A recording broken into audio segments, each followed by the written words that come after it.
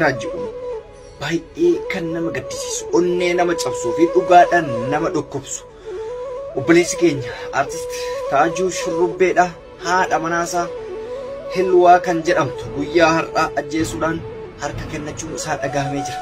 Yaa jara keenya hedduu onnee nama cabsaa onnee nama madeessa jaalala guddaa jaalala bareedaa waliif qabaachuu turuu isaanii fuula miidiyaa hawaasaas ta'ee isaan irraa namoota dhageenya tokkorraa baay'ee argaa jira.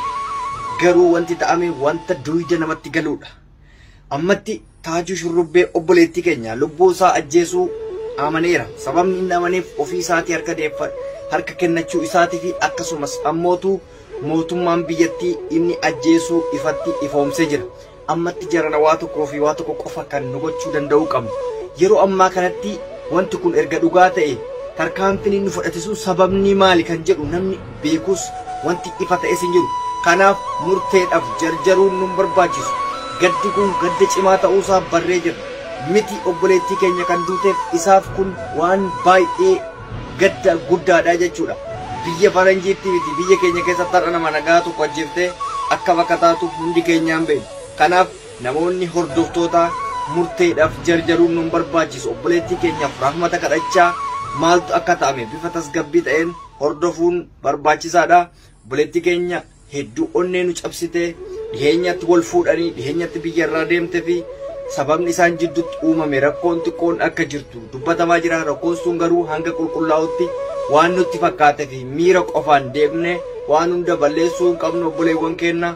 Rabbiin hundayyuu haa laaffisu. Assalaamu alaikum warahmatullahi wabarakatuh. Warahmatullahi wabarakatuh. Yaa Oromoo teenya hoottaa mee arraasni haasoyna. Yaa Oromoo teenya yaa hojiin Taajuu Shurrubbeen irra dalage kun example hunda keessaniif haa ta'u. Wallahi example guddoo isiniif haa ta'u. Rakkina jaarsaa jaartii didduu jiru Rabbii takkichaa beeka. Ilmi namaa qamuun guddummaa didduu taa'ee irraa dubbachuu hin danda'u. Maaleeyyaa isin hundinuu takka takkatti dhuftanii ruumii banattanii irraa haasa'uu dhiisaati. Haqa jaarsaa jaartii Rabbii takkichaa beeka. Nama du'e kana maqaa kaastanii akkatti gaddiquu dhiistanii sila haatanii isii tanaafis du'aayii gootanii innillee nama jiruun du'ee jiru. Jiruun hin jiru asii achi Taajuu Shurrubbeen nama mana hidhaa keessa jiru. Isaafillee du'aayii gootanii ilma Oromooti. Yaa Rabbi Allah isillee dilii isii araaramee fi isin shahiideedha asii achi jazaa isii Rabbi biraa harkatti. Inninillee Rabbi irraa harkata. Ilma namaati namni hin balleessine hin jiru. Isiis tahee isaas tahee.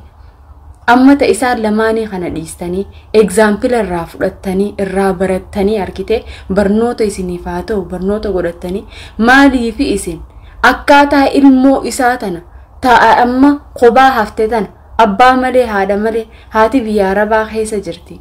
Ilmoo tana akka itti gargaartan takka ammoo harka mootummaa harkaa baastan maa hiyyaanneehi ruumii banattanii tooppika godhattanii takka takkatti wanni haasoytaniif takka hin jiru. Wallahi it's so sad wallahi example hunda keessaniif haa ta'u. Haqa jaarsaa jaartiin moo laakiin Rabbi takkichaa malee namni beeku hin jiru. Haman guddoo didduu taa'ee hin beeku. Maaliif jennaan wanni jaarsaa jaartiin mana duubaa wal godhu Allahu ya'lam. Sigale story'n always gam lamaan deemti gam takka bichaa miti. So tanaafuu ittaqullah Rabbitti isin qabe warra viidiyoo kiyya kana argitanii jiraattan. Yoo dandeessan du'aayii godhaaf isiif likkitti du'aayii godhaaf. Maaliif jennaan fuula Rabbii deebitee jirti isiin. Harka gaarii keessa jirti. She's in the hand of her creator from here on.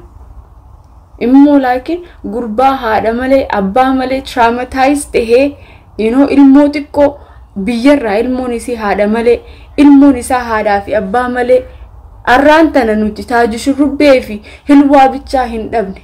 Jireenya nam sadiitiin laaqqame ilmoon isaa raawulii ilmoon isii raawulii haadhan qabdu abbaa qabaachuuf hin teessu.